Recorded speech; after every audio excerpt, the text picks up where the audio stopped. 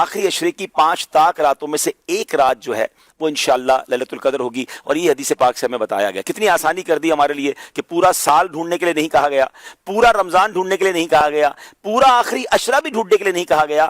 آخری عشرے کی 5 تاک راتوں میں سے ایک رات لیلۃ القدر ہوگی انشاءاللہ عز و جل. اب ان 5 تاک راتوں کو مدنی چل کے ناظرین ٹارگٹ کر لیں. اب وہ کس طرح ہوگا کہ پہلے تو یوں کریں کہ آپ 5 تاک راتوں میں عشاء کی نماز باجماعت پڑھیں اور فجر کی نماز باجماعت پڑھیں.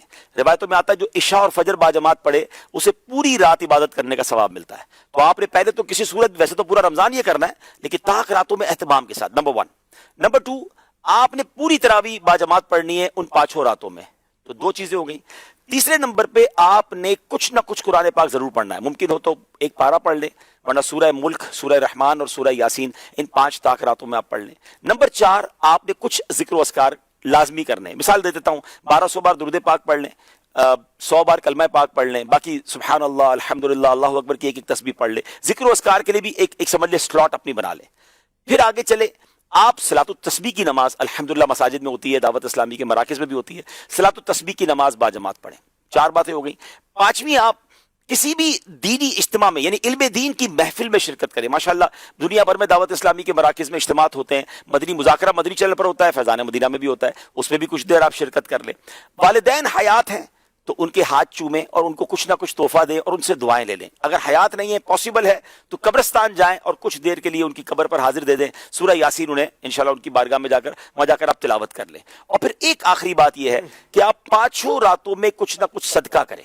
جیسی آپ کی حیثیت, آپ 5 لفافے بنا لیں, 100 روپے کے بنا لیں, 500 روپے کے بنا لیں, جس کو اللہ نے وسعت دی ہے, 5000, 10000, 25000 کے جتنے آپ بنا سکتے 5 انویلپ بنا لیں, اپنے ساتھ رکھے. ہر تاک رات کو کسی غریب کو دے دیں, کسی مسکین کو دے دیں, کسی مسجد کے امام صاحب کو دے دیں. نیکی کے کام میں خرچ کرنا چاہیے, دعوت اسلامی یا کسی بھی دینی تنظیم کو دے دیں جس سے آپ کا اطمینان ہے.